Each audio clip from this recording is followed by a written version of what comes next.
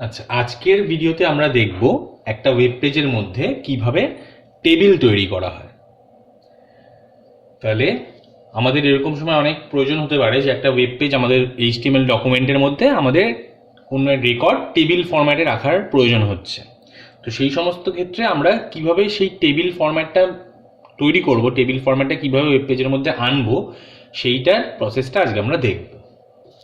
তাহলে আমরা কি করছি, সবার আগে একটা রাইট ক্লিক করে নিউ থেকে আমরা একটা টেক্সট ডকুমেন্ট নিয়ে নিচ্ছি, সেটার নাম ধরো দিলাম টেবিল বলে। তাহলে এই পেজটা আমরা টেক্সট নোটপ্যাডের পেজটা আমরা ফাইলটা ওপেন করলাম, করে আমাদের যা ট্যাগ লেখার কথা ইনিশিয়ালি সেই ট্যাগগুলো আমরা লিখলাম। ধরো ফার্স্ট ট্যাগ যেটা হয় এইচটিএমএল আমরা জানি, নেক্সট হেড ট্যাগের মধ্যে থাকে টাইটেল ট্যাগের মধ্যে আমরা দিলাম ধরো creating a table in a web page বলে, creating a table in a web page বলে আমরা টাইটেল ট্যাগটাকে ক্লোজ করলাম আর হেড ট্যাগটাকে ক্লোজ করলাম।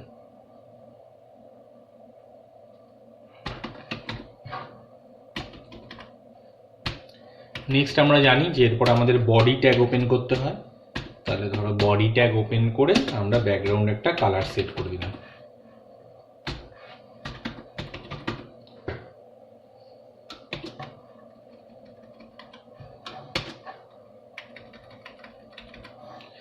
নেক্সট আমাদের যেটা করতে হবে, আমাদের টেবিল বলে একটা ট্যাগ ইউজ করতে হবে। তাহলে এই টেবিল ট্যাগের মধ্যে আমরা এই টেবিল ট্যাগের সাথে আরো অ্যাসোসিয়েটেড অনেক ট্যাগস আছে, যেগুলোর সাহায্যে টেবিলের মধ্যে যা যা জিনিসপত্র থাকে সেগুলো ক্রিয়েট করা হয়। তাহলে টেবিল ফরম্যাটে আমরা জানি কি রোজ এবং কলমস থাকে একটা টেবিলের মধ্যে। তো সেই রো বানানোর জন্য টিআর বলে একটা ট্যাগ ব্যবহার করা হয়।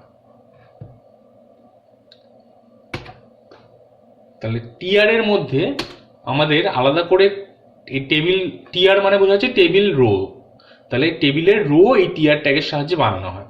তাহলে আমরা যা ভাববো যে টিসি বলে কোনো একটা ট্যাগ থাকবে যেটা কিনা টেবিল কলম বানাতে সাহায্য করবে। তো টেবিল কলম বলে আলাদা কোনো ট্যাগ নেই, এই টিআর ট্যাগের মধ্যেই টিএইচ বা টিডি বলে দুটো ট্যাগ ব্যবহার করা হয়। যখন আমরা কোনো টেবিলে হেডিং মানে ফার্স্ট যে রোটা সেটা আমরা জেনারেলি টেবিলে কোনো হেডিং দিই, তো যখন আমাদের হেডিং দেওয়ার প্রয়োজন হবে ফার্স্ট রোতে সেই সমস্ত ক্ষেত্রে আমরা টিএইচ ট্যাগ ব্যবহার করি।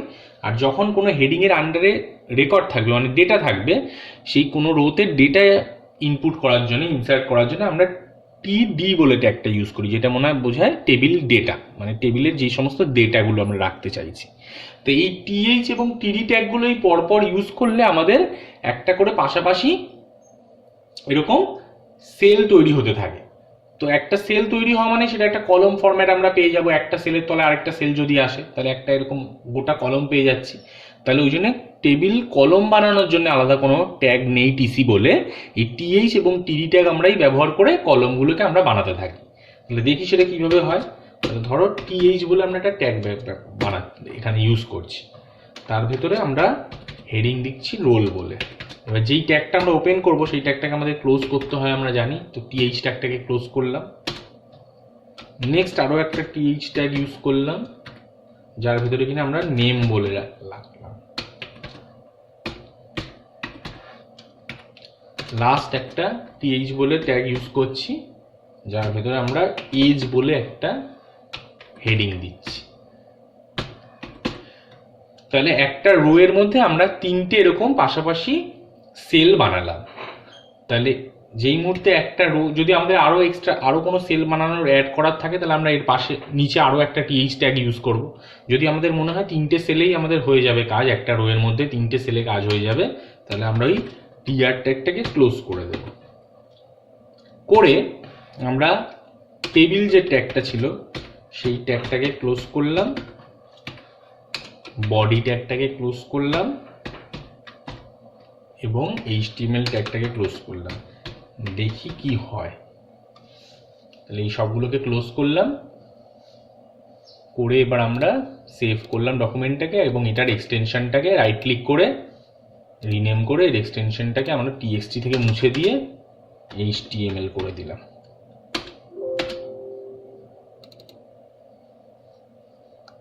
তাহলে দেখো এরকম রোল নেম আর এজ বলে পরপর এরকম তিনটে লেখা এসছে, যেগুলো কিনা এরকম বোল্ড লেখা এসছে, কিন্তু আপাতত আমরা কোনো টেবিলের কিন্তু ফরম্যাট এখানে পাইনি। তো এই টেবিলের ফরম্যাট পেতে গেলে কি করতে হবে আমাদের? টেবিল মানে কি, এরকম একটা দাগ তো থাকবে, বা এর তলায় ধরো আমরা আরো একটা এরকম রো ক্রিয়েট করছি যেখানে কিনা আমরা ডেটা এবার অ্যাড করতে চাইছি। তাহলে ধরো এইটাকেই আমরা কপি করে নিলাম, কপি করে একবার পেস্ট করলাম, করে নেক্সট টাইম আমরা টিএইচ ব্যবহার করবো না, এবার করবো ডেটা, মানে হেডিং এর আন্ডারে এবার ডেটা অ্যাড হবে।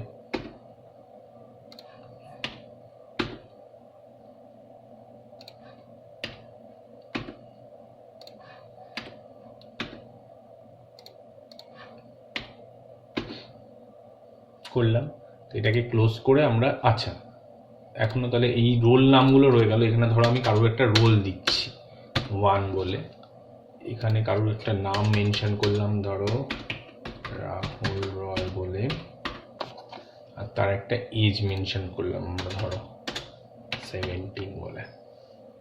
এবার এটাকে ক্লোজ করতে সেভ করলাম, এবার এটাকে ওপেন করে দেখি। তাহলে দেখো এখানে রোলের তলায় 1 এসছে, নেমের তলায় রাহুল এসছে, এজের তলায় 17 এসছে, সবই ঠিক আছে। কিন্তু এখানে কিন্তু টেবিল, যে আমরা টেবিল মানে বুঝি কি, এরকম বাইরে একটা দাগ থাকবে এরকম, তার ভেতরে বিভিন্ন রোজ কলামের জন্য আলাদা ডিভাইডার থাকবে, লাইন থাকবে, সেগুলো কিন্তু এখানে আসেনি। তো সেইটা আনতে গেলে আমাদের কি করতে হয় সেটা এবার আমরা একটু দেখব। তাহলে ধরো আমরা এখানে যতবার আমরা, আচ্ছা এইখানে এই টেবিল ট্যাগের মধ্যে আমাদের বর্ডার বলে মেনশন করতে হবে। তাহলে বর্ডার বলে ধরো আমি বর্ডার সেট করলাম,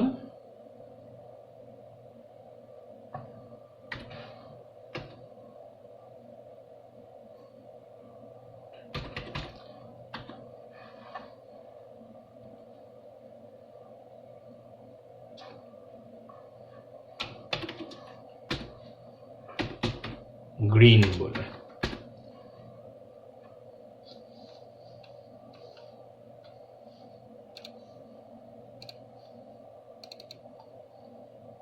তাহলে দেখো এবার টেবিলের এরকম বর্ডার একটা এসছে, যেটার কালার কিনা এরকম আমাদের গ্রিন এসছে।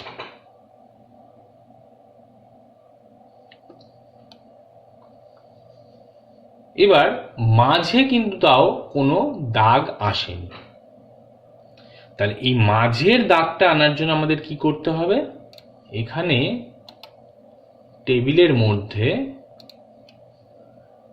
টেবিল ট্যাগের মধ্যে বর্ডার বলে একটা অ্যাট্রিবিউট ইউজ করতে হবে, যার বর্ডার ধরো আমরা দিলাম 2 বলে।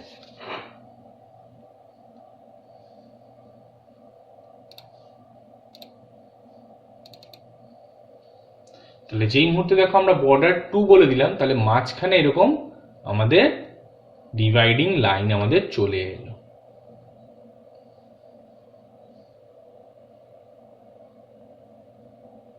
এবার এই যে হেডিং ছিল, হেডিং এর তলায় আমরা একটা রেকর্ড এরকম ইনসার্ট করেছি। এরকম যদি আমরা একাধিক নিচে আরো রোজ আমি ইনসার্ট করতে চাই, তাহলে তার জন্য আমাদের কি করতে হবে? তাহলে আমাদের তার জন্য এরকম বারবার এরকম টিয়ার ট্যাগ ওপেন করতে হবে এবং তার মধ্যে টিডি করে আলাদা আলাদা রেকর্ড আমাদের ইনসার্ট করতে থাকতে হবে।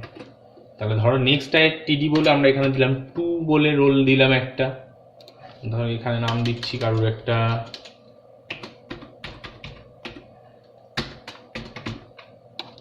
আর ধরো এজ দিলাম 18 বলে।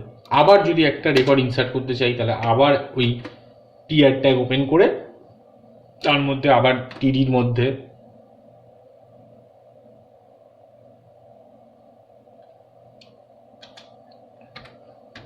ফ্রি দিলাম, এবার রোল।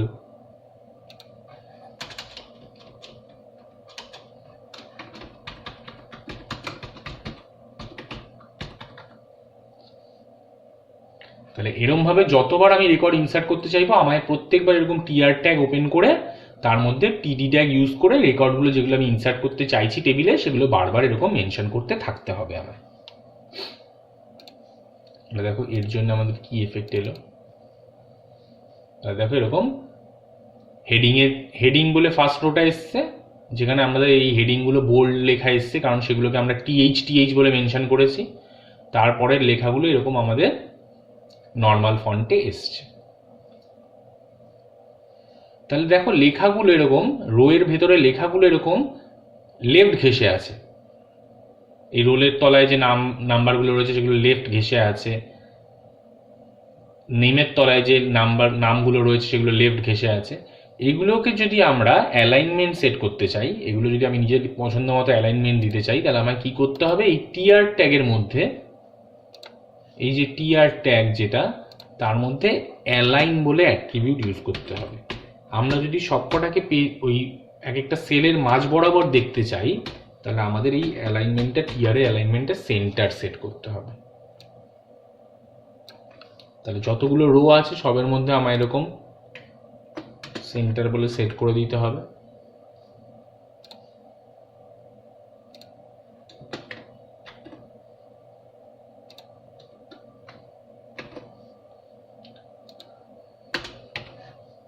দেখি আমাদের কি এফেক্ট এলো।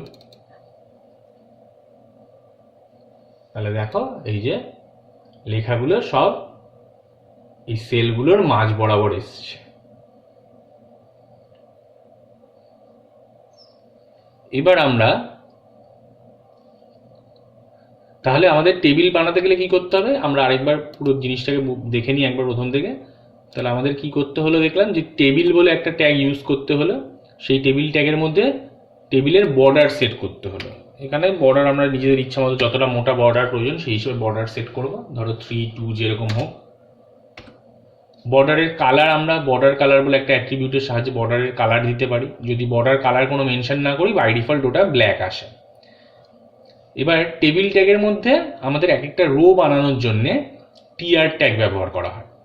সেই টিআর ট্যাগ হচ্ছে এক একটা রো ক্রিয়েট করে। সেই টিআর ট্যাগের মধ্যে আমরা আলাদা আলাদা সেল বানানোর জন্য টিএইচ বা টিডি ট্যাগ ব্যবহার করি।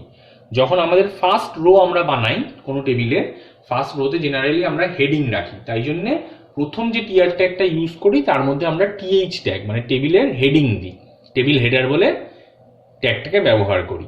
তো সেই হেডিংয়ের মধ্যে এক একটা আলাদা আলাদা হেডিং দেওয়ার জন্য আলাদা আলাদা টিএইচ ট্যাগ ইউজ করতে হলো। তাহলে রোল বলে একটা হেডিং দিলাম টিএইচ ট্যাগের সাহায্যে, আরেকটা নেম বলে হেডিং দিলাম। তাহলে আলাদা আলাদা সেল আমার প্রথম রোতে পাশাপাশি আলাদা আলাদা 3টে সেল তৈরি হলো আলাদা আলাদা 3টে টিএইচ ট্যাগের সাহায্যে। তাহলে যেই মুহূর্তে আমাদের যতগুলো সেল প্রয়োজন সেগুলো তৈরি হয়ে যাবে, আমরা ওই রোটার ট্যাগটা যার সাহায্যে ওই রোটা বানাচ্ছিলাম সেই টিআর ট্যাগটাকে আমরা ক্লোজ করে দিলাম। নেক্সট আবার পরে আরো একটা রো বানানোর জন্য আমরা আবার একটা নতুন টিআর ট্যাগ ওপেন করলাম। এখানে ওপেন করে এবার ফার্স্ট রোতে আমাদের হেডিংগুলো ক্রিয়েট করা হয়ে গেছে। এবার সেই হেডিংয়ের আন্ডারে একটা একটা করে আমাদের রেকর্ড ইনসার্ট করার পালা, ডেটা ইনসার্ট করার পালা। তো সেই ডেটা ইনসার্ট করার জন্য আমাদের টিডি বলে একটা ট্যাগ আছে। সেই টিডি ট্যাগের মধ্যে পরপর আমরা যতগুলো রেকর্ড ইনসার্ট করব আলাদা আলাদা করে টিডি ট্যাগের মধ্যে সেই রেকর্ডগুলোকে আমাদের কন্টেন্ট হিসেবে রাখতে হবে। তাহলে একটা টিডি ট্যাগের মধ্যে 1 রাখলাম, মানে 1টা হচ্ছে ফার্স্ট যে হেডিংটা ছিল তার আন্ডারে চলে আসবে। নেক্সট টিডি ট্যাগের মধ্যে পরের হেডিংয়ের আন্ডারে আরেকটা ডেটা চলে আসবে। তো এরকমভাবে আমরা আবার পাশাপাশি 3খানা সেল যেগুলো কিনা ডেটার সেল এবার সেগুলো ইনসার্ট করলাম। তাহলে একটা ফার্স্ট রোতে 3টে সেল আমরা ইনসার্ট করেছিলাম, ঠিক তার পরের রোতে আবার যদি পরপর 3টে সেল ইনসার্ট হয় তাহলে কি হচ্ছে, পরপর একটা কলম ফরম্যাট চলে আসছে। তাহলে এইভাবে আমাদের আলাদা করে কলম কিন্তু বানাতে হচ্ছে না, কিন্তু পরপর যখন আমরা সেল বানাতে থাকছি অটোমেটিক্যালি কলমগুলো জেনারেটেড হয়ে যাচ্ছে। তো এইভাবে যতগুলো আমাদের রো প্রয়োজন এরকম বারবার টিআর ট্যাগ ইউজ করে তার ভিতরে যত ডেটা আমাদের রাখার এরকম আলাদা আলাদা টিডি ট্যাগ ইউজ করে আমরা সেই ডেটাগুলোকে রাখবো। যখন আমাদের সমস্ত রেকর্ড রাখা হয়ে যাবে তখন আমরা ওই টিআর ট্যাগটাকে লাস্ট টিআর ট্যাগটাকে ক্লোজ করে টেবিল বানানোর জন্য ট্যাগটা ইউজ করছিলাম টেবিল ট্যাগ বলে, সেই ট্যাগটাকে ক্লোজ করে দেবো। এবার এই টেবিলটা যদি আমি পেজের মাঝ বরাবর দেখতে চাই তাহলে আমরা কি করব, সেন্টার বলে ট্যাগটা ব্যবহার করব। টেবিলটা একদম পেজের বাম দিক ঘেঁষে আসছিল, তো আমরা যদি সেন্টার ট্যাগ ব্যবহার করি দেখো টেবিলটা আমাদের স্ক্রিনের মাঝ বরাবর আসবে।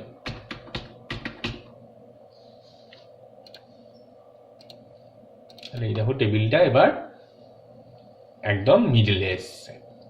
এবার এই টেবিলের আগে যদি আমি কোনো একটা হেডিং দিতে চাইতাম তাহলে আমাদের কিছুই না, ওই হেডিং ট্যাগ ব্যবহার করতে হতো। ধরো এখানে আমরা কেন বডি পোর্শনের মধ্যে একটা হেডিং দিতে চাইছি,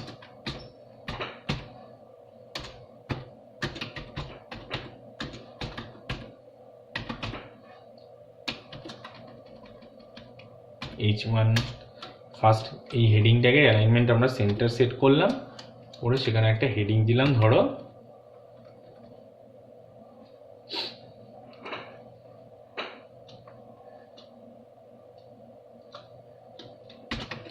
table creation in HTML document বলে।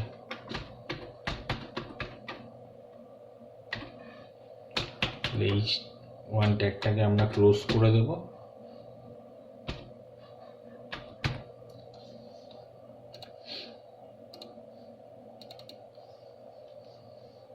তাহলে table creation in HTML document বলে তার তলায় টেবিলটা এলো।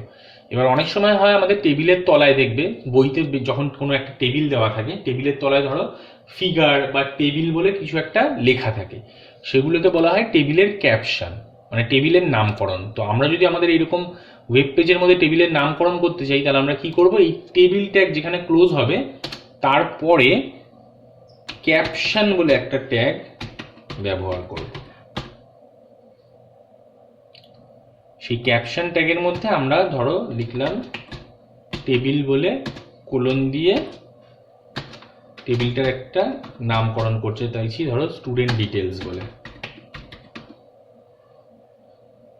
এখানে আমরা যেটা ক্যাপশন দেওয়া সেটা লেখার পরে ক্যাপশন ট্যাগটাকে ক্লোজ করে দেব।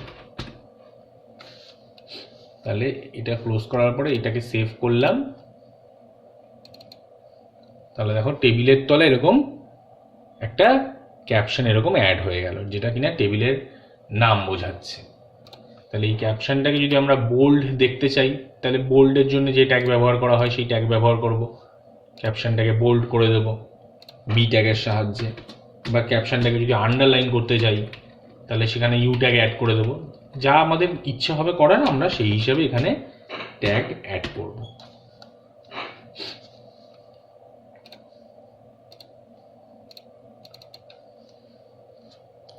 এখানে দেখো টেবিলের তলায় টেবিলের একটা ক্যাপশন বা টেবিলের একটা নামকরণ করা হয়ে গেছে।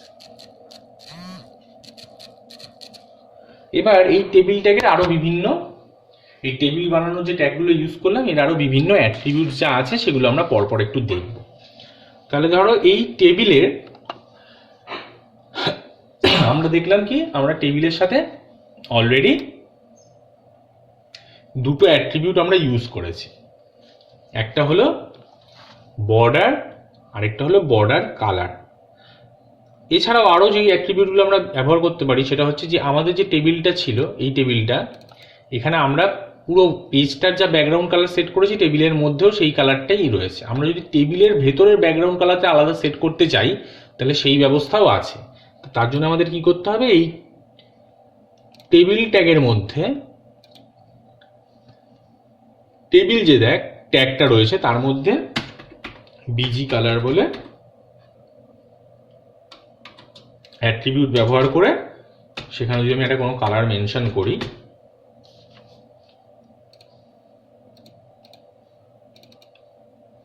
তাহলে দেখো টেবিলটার মধ্যে সেই ব্যাকগ্রাউন্ড কালার অ্যাড হয়ে যাবে।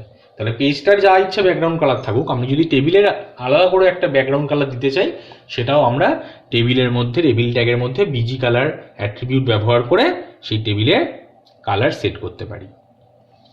এছাড়া টেবিলের হাইট আর উইথ আমরা চেঞ্জ করতে পারি।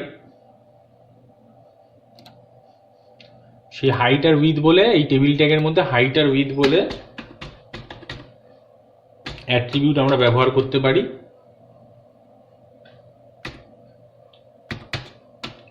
হাইট আর উইথটা অ্যাট্রিবিউটের মধ্যে যে ভ্যালুটা আমরা সেট করি সেটা আমরা পার্সেন্টেজ দিয়ে সেট করি।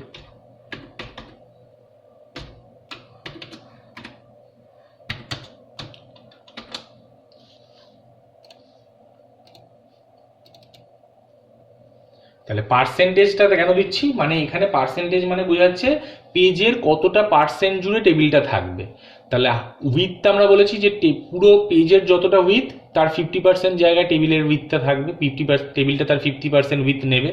তাহলে দেখো এই চওড়াটা পুরো পেজের অর্ধেক অংশ নিয়েছে। হাইটেও ঠিক এক, পেজের হাইট যতটা ঠিক তার 50% হাইট এ টেবিলটা নিয়েছে।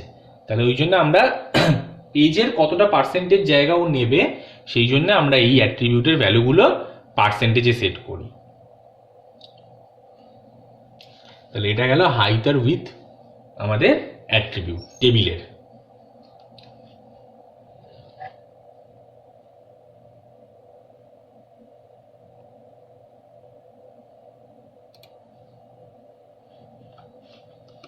আচ্ছা, এছাড়াও আরো দুটো আমরা অ্যাট্রিবিউট ব্যবহার করি, সেটা হলো সেল প্যাডিং এবং সেল স্পেসিং। এই দুটো কি কাজে লাগে একটু আমরা দেখে নিই। তাহলে এটা খুললাম আবার, এই টেবিল ট্যাগের মধ্যে কিন্তু এই অ্যাট্রিবিউটগুলো ব্যবহার করা হয়। তাহলে সেল প্যাডিং হচ্ছে আমাদের একটা সেলের মধ্যে যে কন্টেন্টটা রয়েছে তার থেকে বর্ডারের ডিস্টেন্সটা বোঝায়। মানে সেলের ভেতরে যে লেখাটা রয়েছে তার থেকে সেলের যে বর্ডারটা রয়েছে তার ডিস্টেন্সটা কত হবে সেইটা বোঝায়। তাহলে ধরো আমরা সেল প্যাডিং বলে একটা সংখ্যা ভ্যালু যদি মেনশন করি,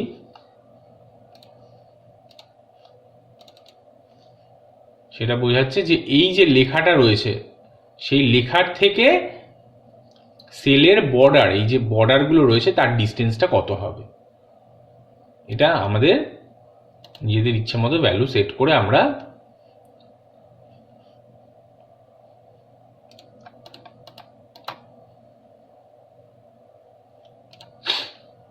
এই হাইট আর উইথটা আমরা মুছে দিলাম এখান থেকে।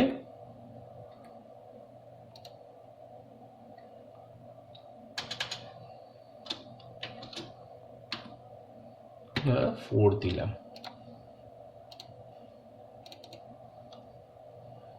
তাহলে এই লেখাটার থেকে বর্ডারের ডিস্টেন্সটা কত থাকবে সেটা আমাদের এই সেল প্যাডিং অ্যাট্রিবিউটটা কন্ট্রোল করে। যদি আমরা এই লেখাটার থেকে বর্ডারের ডিস্টেন্স আরো বাড়াতে চাই তাহলে সেই ক্ষেত্রে আমরা,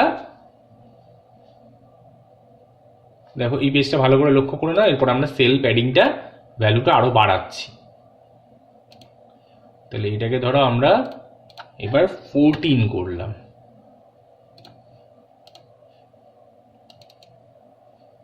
দেখো সেলের মধ্যে যে লেখাগুলো ছিল তার থেকে এই বর্ডারের ডিস্টেন্সটা আরো আগে যা ছিল তার থেকে আরো বেড়ে গেল। এটা গেল সেল প্যাডিং, মানে সেলের মধ্যে যে লেখা রয়েছে তার থেকে বর্ডারের ডিস্টেন্স, সেলের বর্ডারের ডিস্টেন্স কতটা হবে। এবার আমরা দেখব সেল স্পেসিং। সেল স্পেসিং হচ্ছে আমাদের দুটো সেলের পাশাপাশি যে সেলগুলো অবস্থিত রয়েছে তাদের মধ্যে স্পেসটা কন্ট্রোল করে, মানে একটা সেলের থেকে আরেকটা সেলের দূরত্ব কত থাকবে। তাহলে ধরো এখানে আমরা আবার ওপেন উইথ নোটপ্যাড করে সেল স্পেসিং বলে অ্যাট্রিবিউটটা এবার ব্যবহার করছি। করে সেল স্পেসিং বলে এর ভ্যালু ধরো সেট করলাম 5 বলে।